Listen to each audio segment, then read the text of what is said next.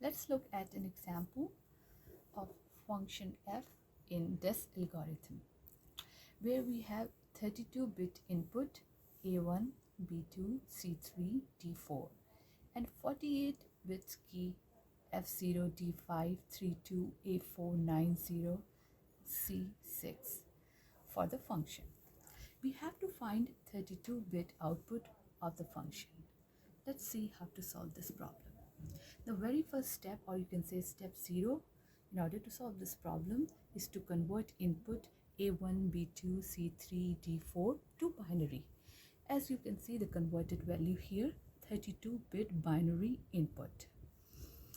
So the step 1, since we have 48-bit key for this function, we have to convert input into 48-bit. And how can we convert input into 48 bits? By using expansion method. What do we have to do in the expansion? In the expansion of the each 4-bit, for example, we'll take this 4-bit. We have to add 1 from the left and 1 from the right. So for this 4-bit, we have to take 1 bit from the left and 1 bit from the right.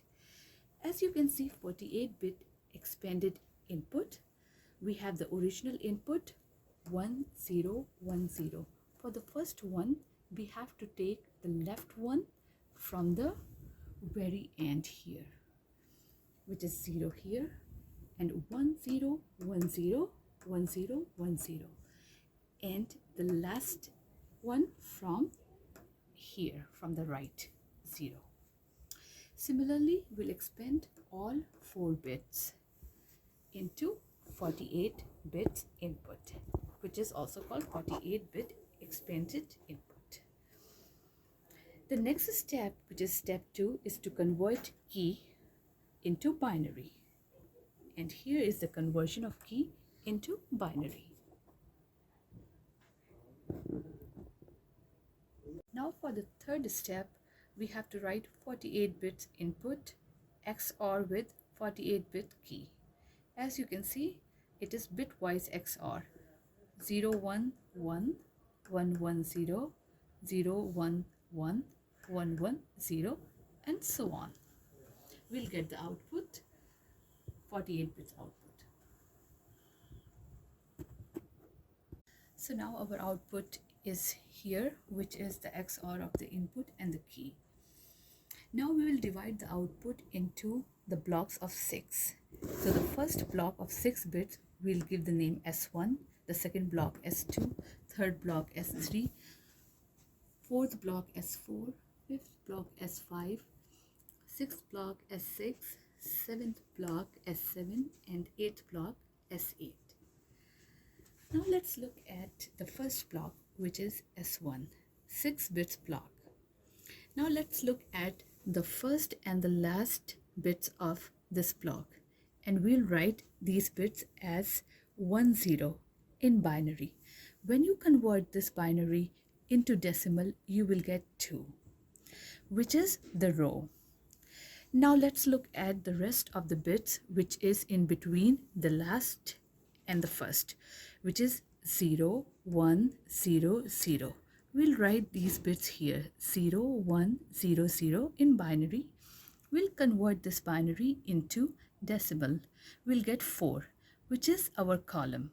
Now we have row 2 and column 4. Now we'll go to the textbook and let's look at S box S1 for the value. Now let's come to the book with S box S1, where our row is 2. So the row is 2 here and the column is 4. So the column is 4. Row 2 and the column 4, you will get value 13 here. So the value 13 is in decimal. We will convert the value 13 into binary, which is 1101. We will repeat the same process for the second block, which is S2. We will take first and the last bits for calculating row and the bit 0, 1, 1, 1 for the calculation of the column. Same way we have to go to S box 2 in textbook. Here you can see X box S2 for the calculation of the value. Here you will get the value 4 from the X box S2. You will convert this 4 into binary. Same way you have to do for block S3, and you have to look for S box S3. You will get the value 6. Convert that value into binary. Same way for block S4. You have to look, calculate row and column, and then look for S box S4. You will get value 12. Convert the value into binary. Same way for block S5. Calculate row and column. Then look at S box S5. You will get 6. Convert 6 into binary. For S6, again you have to calculate row and column. Then look for S box S6. You will get 8. Convert that into binary. Same way for S7. Look S box S7. You will get 14. Convert 14 into binary. For S8, look for S box S8. You will get 13. Convert the 13 into binary. Now you will get the binary output here. If you combine all these bits, you will get binary output. Output of X boxes is in binary given here. Let's start with step 5, permutation table. This table is 8 columns and 4 rows table. As you can see, number each cell from 1, 2, 3, 4, 5, 6 all the way to 8, and then 9 here all the way to 16, from 17 to 24 and 25 to 32. Let's start putting values from the output into the table. The first value will go to the first one, the second will go to the second cell, third will go to the third cell, fourth will go to the fourth cell, and so on. Once you have this table ready, let's look at the permutation matrix in your book. In your book, you can see the division of cells according to this matrix. So the first cell will be 16, second 7, third 20, and then 21, 29, and so on. So let's draw this matrix starting from 16, 7, 20, 21 as given in your book. And once you move the cell 16, which is this cell here, you can move this cell here with the value 0.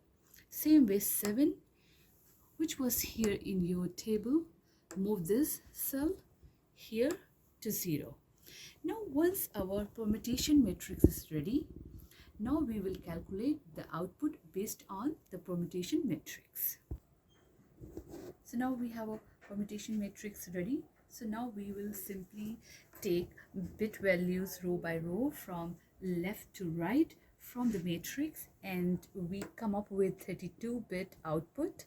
As you can see, the first value will go here, the second here, third, fourth, and so on. So once 32-bit output is ready, we will calculate the hex of that output, and here is the hex 18959CF7, which is our answer.